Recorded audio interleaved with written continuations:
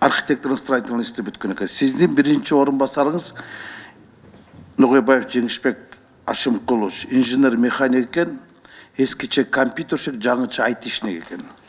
Экинчи орун басарыңыз кесиби боюнча экономист менеджмент экен. Үчүнчү орун басарыңыз инженер стажер экен да. Мындайча айтканда жол министрлигинин башындагы 4 килеген саясий кызматта отурган адамдардын бирөөнүн дагы жол тармагы боюнча профилдик кесип ээси эмес экенсиздер. Мен сиз ушул кызматка баратканда айткам. Жок дегенде бир жолчуну алыңыз. Жолчуну алыңыз дегем. Сиз макул дегенсиз, бирок чече албай калдыңыз көрүнөт. Куатбек Алчевич, бул өкмөттүн кадр саясатындагы калпыстыктары. Эгер Иманкулов шабдан ооруп калса эмне кыласыңар? Кетип калса эмне кыласыңар? Жетим каласыңар да. Жолчу жок. Анда бул жол салуу министрлиги менен казынага кол салуу министрлиги болуп калат да. Раскал Чернекович, министрдин негизги специализациясы жол курулушчу. Мен жана Саматович сизден мурун таанышмын. Мен аны жакшы тааныйм. Бул технологиялык немелер боюнча. Ал кесиби бирок жол тармагында иштеген эмес. Иштеген эмес жол тармагында. Специализация меники инженер-дорожник. Инженер-дорожник, инженер-строитель автомобильных дорог и аэродромов.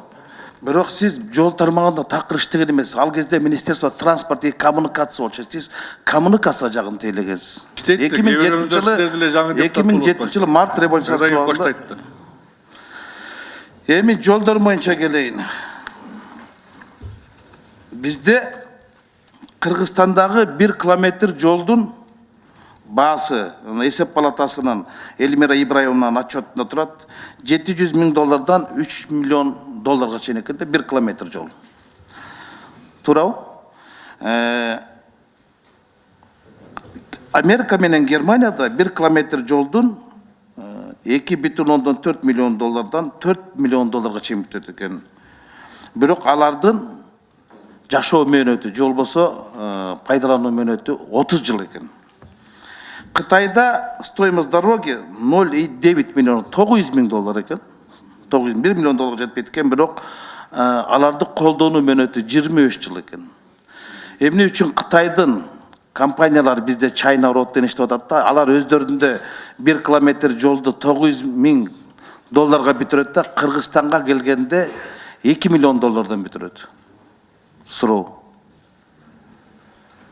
Гриптер.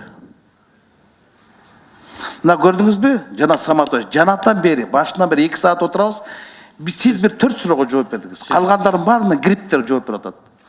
Эмне үчүн? Мына сиздин артыңызда отурган баладагы министрдин транспорттун орун басары болгон. Бүгүн грипке кирип кеткен. Тети киши да Мамаевдагы мурун орун басары болгон. Бүгүн грип иштеп атат. Эмне үчүн транспорт министрлигинде коррупция азайбайт? Анткени ал жактагы кадрлар алмашпайт. Орун алмаштыруудан сумма өзгөрбөйт дегендей, коррупциянын көлөмү өзгөрбөйт. Транспорт министрлиги Кыргызстандагы биринчи орунда турат, лидер. Коррупциянын өсүп өнүгүшү боюнча. Мен жана мэр Сапсатыров айттым, ушу бир эле сиз калдыңыз болуш керек, ГКМга чакырылбаган, путевка албаган деп. Бүт кирип чыккан. Тонналыган кылмыш иштери бар. А бирок кадрлар ошол деле жүрөт айланып. Министрден орун басарынан келсе грипке кирет, гриптен кайта замминистр болот, кайта грипке кирет, кирип чыгып эле жүрөт да, гриптеги бир балекет бар. Мына жана Марат Аскерович айтып кетпедиби? 3 миллиард долларга жакын Кыргызстандын алган карыздары бул жолго кеткен. Жолго кеткен, жол тармагы экен. Буну карапайым эл төлөп атат. Мына жолдордун кымбаттыгын фактылар далилдеп атат да. Бизде кымбат жол салынып атат. Жана Бишкек тест сыяктуу ушундай болуп атпайбы? Мен өткөндө тамаша чыңга салып айткам, ай ушу жол салгандан көрүп пол салбайыкпы деп. Жыгаштан эле. Анткени 1 метр квадрат асфальт, 1 метр квадрат асфальт $217 экен. Мындайча айтканда 1600 сом экен. Эгер биз мен азыр алдым интернеттен, Карагайдан пол салсак 50 менен 500 сом экен 1 метр квадратты. Састына 600 сом экен, паркет 480 сом экен. Бирок алар пол салсак жолдун ордуна ошо 50 менен 5 жыл чыдайт да. Силердики жолуңар мороженый деп эрип кетип атпайбы? Кептим ошакта жатып атпайбы? Карапайым калк төлөп атпайбы? Мына жолчулардын баары билет. Күлүп отурушат. Бизде эбегейсиз көп акча кетет. Бунун баары карыз. Анан жана айтып атпайбы, бир акылдуу болуп алда гриптин баласычы. Экономия бар дейт да, 4,6, 4 миллион доллар депчи. Мыного консультанттар жөнүндө жакшы айтты да. Эмне үчүн өкмөт силер өзүңөр консультант боло албайсыңар? Эмне үчүн Эптиса испанская компания болуш керек? Эмне үчүн ливанская компания болуш керек? Жолдун сапаттуулугун текшерген. Бишкек Карабалта жолунан 4,6 миллион доллар бул Эптисага кетет. Туурабы? Туурабы? Тура. Туура да. Алар эмне кылат? Алардын айлыгын өткөндө мен сиз менен барганда сурадым, 5000 доллар айлык алат экен. Кылган иши жок. Жол бүтө элек, алар жол бүткөндөн текшерет да. А бирок ай сайын акча жүрүп атат. Канчалык алар кечиккен сайын алардын акчасы жүрүп берет. Иззат Токтомамбетов да ошол жерде иштеп атат. Адил 2000 доллар айлык алат экен. Ушуну болуп атпайбы? Мына ошо Бишкек Карабалта жолу боюнча улап кетейин да, мына Тынчтык Кадырбек Көчөкөзү ошол жолдон көп пайдаланабыз да. Силер кое тур, ашыкпай жооп бересиң. Нар жактагы жолдун баарын бетине алып салдыңар да, асфальтычы. Азыр эми элдин бардыгы кызыл дыйкан аркылуу каттап калды да. Карабалта аркылуу каттап калдык. Анткени Новониколаевканын баарын үстүнө жолду алып салгансыңар да, бетине алып салды. Эми ушунун эмне кереги бар эле? Пландап иш кылса болбойбу? Силер майкаңарды чечип эле көйнөк алып беребиз дедиңер да, жыртык майкасын ыргыттырып бердиңер байкуштун. Анан көйнөк алып бербей жылаңачы калтырып койдуңар да. Азыр минтип жүрөт да. Мына ошол элдин запкысын тартып атпайбы? Мейли, ашыкча акча менен салсын, бирок эл запкы тартпаш керек. Мына мен азыр бүт Кыргызстандагы жолдор боюнча анализ кылып чыктым да. Биздеги Ош Баткен Исфана 1 километр жол 737 000 доллар экен. Бишкек Балыкчы 1 километр жолдун баасы 1 миллион 599 000 доллар экен. Бишкек Карабалта 1 миллион 600 000. Эпкинди Башкулганды 1 миллион 700 000. Түндүк жок. Аэропорт Манас 2 миллион экен 1 километр. Түндүк түштүктүн биринчи фазасы 2 миллион 590, 2 миллион 600 000 экен. Экинчи фазасы почти 3 миллион экен. 3 миллион экен. Мына иттин көмүр немесин баары өлүгүш бошокто жатпайбы? Теонда тигиле башкалар жазып атпайбы?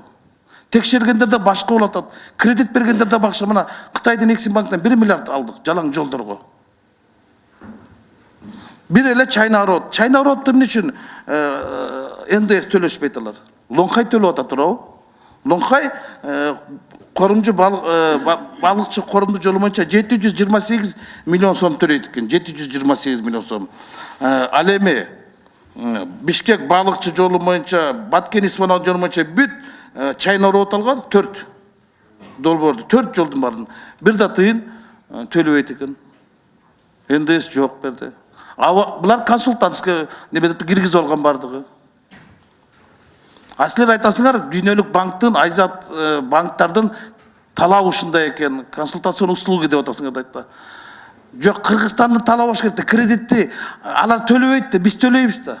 Анан силер 2% деп атпайсыңар. Эгер мына консультацион услугунун акчасын чыгарып койсок, бул 2% эмес, бул 20% да. Эл төлөйт да буну. Өкмөт төлөбөйт да. Өкмөт эмнесин төлөйт? Түкүрүк менен толтуруп төлөйбү? Жок да эчтекеси.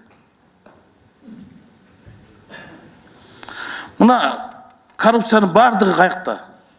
Башталганда эле жана туура айтты Аскерович, Марат Аскерович. Транспорт, жол министрлиги мындайынан чыгып калганда бардыгын эле консультанттар менен алда гриптер чечип калган.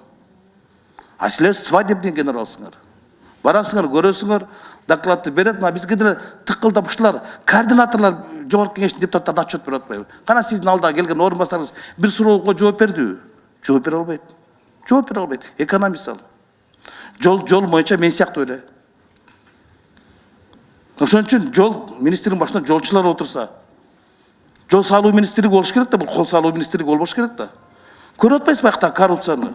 Адалсынган молдонун үйүнөн 6 камандын башы чыкты дегенсип, коррупция менен күрөшө турган орун басар Азимкан Жусупалиев деген 500 000 доллар менен кармалып атса, анан биз унчукпай отурсак болбойт да. Ошон үчүн кадр саясатындагы калпсыздардын баарын жөнгө салыш керек. Мен сиздин ушул жумушка баратканда айткам, абайлаңыз, аякта минага жарыласыз деп. Минтранс деген миналар болуп калган деп. Сириянын эмесинде эле деп. Коррупциянын баары ошокто деп. Айтыңыздарчы, ДДХнын мурунку башчысы каякта? Шабдан байке. Арыстанбек Ибраев қайықта азыр? Билбейт азыр қайықта екен. Америкада тұрау. Болса керек. Мына айтады, айтады. Қашып кеткен. 35 миллион беле жанагы Акталчаттын көпүрө ошолунда болчу да турабы? Туурабы? Мына башыңар дейк отосуңар. Аны качырып жибердиңер. Ушинтип алып эле качып берсе болобу?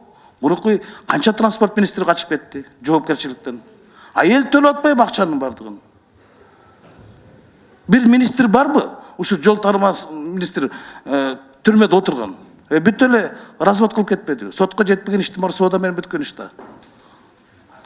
Иш козголгонун угабыз, анан иш токтогонун угабыз. Москвада жүрүптүр дейт, азыр тойлордо жүрүптүр дейт. Ошон үчүн бул тармакта Жанат Саматович аябай көп нерселер бар. Мына эми сиз бир ай эле болду да иштегениңизгечи. Бирок мына жолдордун паспортторду жазып атпайсыздар. Азыр мына бюджетиңерди карадым да 9 миллион сом ушу жолдорго паспорт алып берсечи, бул Жамшитбек Калилович баштаган иш болчу да. Жолдордун паспортун жөн эле коюп турчу. Ошо жолдордон эмне үчүн ар бир жолдун баасы ар башка болуп калган. Мына ушу Бишкек Карабалтамайча мен сунуш киргиздим эле. Темир Аргенбайчка ушуну альтернативный кылып бул жол тура берсин. Бул дагы көп жыл өмүр сүрөт, СССР демир аткан жол. Тетиги темир жолдун жолу менен алып барсаңар 35 минутта жете турган жол болмок. Жаңы жол ошондой салыш керек болчу. Силер эски жолдун үстүнө жол салып атасыңар да анан кийин биз жол салып атып деп атпайсыңар. Бул реконструкция да, бул ремонт салып атпайсыңар силер. Силер ремонт кылып атасыңар дагы жаңы жолдун баасын алып атасыңар да. Ушул уят да. Урматтуу жолчулар. Эми сиз мага ашыгып атасыз, аябай жооп бергенгечи. Сиз жөнүндө көп маселе бар. Мен тактап атам азыр. Жок, сизге эмес, ар жагыңызда турганчы. Мурунку министрдин небересин айтып атам. Балекеттин баарын билесиз. Балекеттин баарын билесиз. Сиз ошол жерден кетмейинче ал жактан коррупция кетпейт. Но грипп деген балекет кетмейинче коррупция ал жактан кетпейт. Буну бөркүңүздө көргүз. Мен буну каалоо иретинде айттым. Ийгилик кылайм, рахмат.